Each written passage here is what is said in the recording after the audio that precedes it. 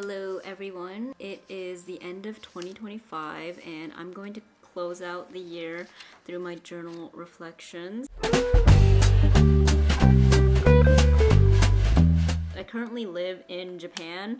I hope my English is not flopping sometimes, but if I say something weird, please note that that is probably why. I've been away from the States for a while now. It's currently my 7th year, I think, living in Japan. I am fluent also in Japanese. First off, going straight into it, the first thing I did was to do a 2025 monthly recap. So every month of the year, I wrote out a few words to describe what that month was. And some of them are like completely different topics and just like in increments of different words. And some of them are like one sentence about one thing. Some of my big events this year, I was proposed to in May, so I have a fiance now, so that was a big event. We decided our wedding day. In the fall, my family came to visit, and there was a lot of big conversations there, so those were some big events. And the rest of the year, I think from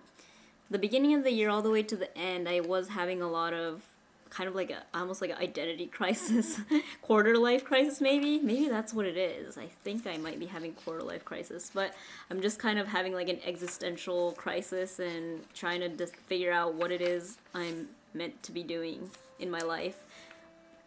So that's what happened. But just writing out 1 to 12 and every month like what I did, it helps you see like what the year looked like for you. And especially in the first 6 months, like the first half of the year, you tend to forget what exactly it was that you were doing. So writing this out, I like to look through my Photos app. If you're one of those people like me that takes a lot of pictures, when you look through the Photos app, you remember a lot of the things that you're doing that off the top of your head you would have forgotten.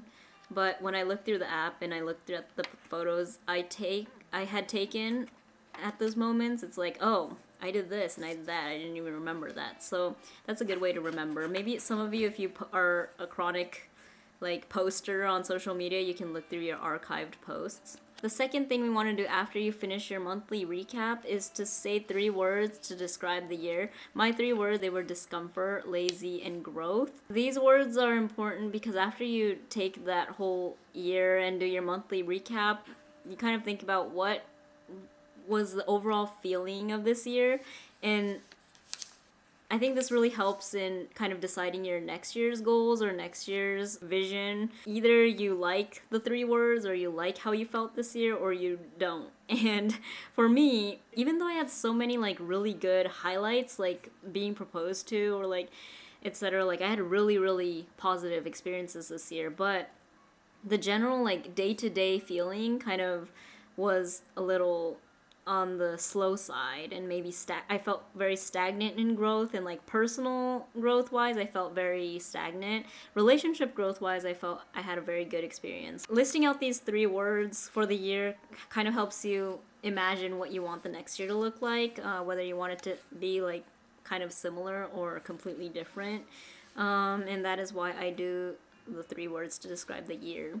3, I ask myself a bunch of questions where I can write out and journal basically. Some of the important questions, how have I grown this year? Or what can I still work on this year? And what do I want to bring into 2026? Where am I on my life journey? This last one I really like. It's easy to look at the year kind of as like a dot in your life, like one moment, one life, and then you kind of reset every year. But in reality, that's really not how it works. It's not like you can just wake up on January 1st and become a new person, as much as maybe some of us want to. When you think of this year as like just one point within your life journey, it helps you kind of look at the bigger picture. Thinking about it's however you want to reflect on it is fine, but just thinking about where exactly you are in your life journey or where you want to be. If you are exactly where you want to be, or if you feel good about where you are, even if you don't have an answer, just writing out how the emotion you are feeling towards that question. Number 4, writing out my favorites. Oh gosh, this year had a lot of favorites this year. Songs that I liked. maybe things I bought that I liked, the people that I especially appreciated this year, and the big events that I really enjoyed are in my favorites list. Oh, also books and maybe movies that I want to remember are also in my favorites list. No matter how like strong the feeling of like enjoyment you have the moment you're like watching the show or like talking to someone, etc. As time goes on, you're bound to forget what it is that was you liked so much about it. So I think it is important to write out every year like what you enjoyed. Finding the common ground between the things you like or your favorites is also helpful in understanding who you are as a person. So that's why I do this. Number 4, when I close out the year, I think about what do I not want to be in 2026. So basically, keeping a list of things you don't want to do is important because it's easy to say like the things that you do want to do. It's like, okay, I want to do this, I want to do that. Sometimes when you're having like a rough day, like when you're first setting your goals, you're at like 100% motivation. It's the end of the year, or you're like feeling really good, and that's when people usually set goals. But then on everyday basis, like on a regular Tuesday afternoon, it's very hard to like keep up with that motivation. It's very hard to kind of feel like you're able to do that thing, especially when you're already exhausted, already on the down, already not feeling good. It's just another thing you put on your plate, even though it's like a goal that you originally like excited you. In those cases, it's easier to think about rather than the things you have to do, the things you don't want to do, and the way you don't want to feel. So if you don't want to feel like shit, if you don't want to do this, if you don't want to feel this way, if you don't want to be this type of person, so if you have a list of that, then those kind of don't wants like naturally lead to then this is what I have to do in order to avoid being that way. Some examples of the things I write in my notebook of things I don't want for next year. I'm not done with my list, but it's in Japanese, so let me kind of look through it. Like having a bad skin day, like that's something I don't want. And to avoid that, I want to try to eat healthier every day or kind of pay attention to my skincare routine. My goal would be then, in that case, like eat healthier every day and try not to eat a lot of junk food or avoid junk food or oily foods as much as possible. But obviously some days it's very hard to maintain that like those food cravings. So rather than on the rough days, rather than thinking, oh, I have to eat healthy, I think, well, I don't really want to have like shit skin tomorrow, so maybe I'll try to hold back a little bit. Like kind of making the whole goal thing a little more accessible to your mind in that moment. It helps you understand the situation better when you're feeling maybe not so clear in the mind. So having this list really helps me to visualize why exactly it is I need to achieve the goals. Words you want 2026 to end with. So this is similar to the 3 words to wrap up 2025, but basically going into the next year to have the 3 words that you're hoping that next year will look like. And then maybe at the end of the year, you can reflect on those 3 words and see if your 3-word, end of the year 3-word reflection is similar at all in any way to those new 3 words. And the reason I want to set these 3 words that you hope 2026 to look like, you might set these words and then base some of your goals off of that. Whatever 3 words you set, then you can kind of backtrack and think. I like to think from bigger to smaller. So when you have these big goals, it's very easy to think of like 3 words you want to feel like in next year, rather than thinking of some difficult, like complex goal that you have to improve yourself. Maybe it's a little bit bigger of a task to do that. So instead, I just think of what are 3 words that make me give me a positive feeling about the next year, and then I list those 3 words. And okay, if I want to feel these ways in 2026, and what are exactly the things I have to do? Maybe what goals can I accomplish to feel these ways? Or what are the events that are going to happen in 2026 that can contribute to this? Okay, so some things I learned this year that I would like to share. One is do important things in the morning. So things that require your most brain power. So if you're like if whatever your job is, instead of like sending like mindless emails and replying to them in the morning, I do the thing that requires the most like brain power and thought. In order to do that, it's often also important to think about what it is you have to do the next day in the day before. So when I end my work day or when I end the day every day, I list out the important things I need to do the next day so that when I wake up, the first thing, I don't really have to think about that. I just open up my journal or whatever and see my list of things I have to do, and then I just get started off in that.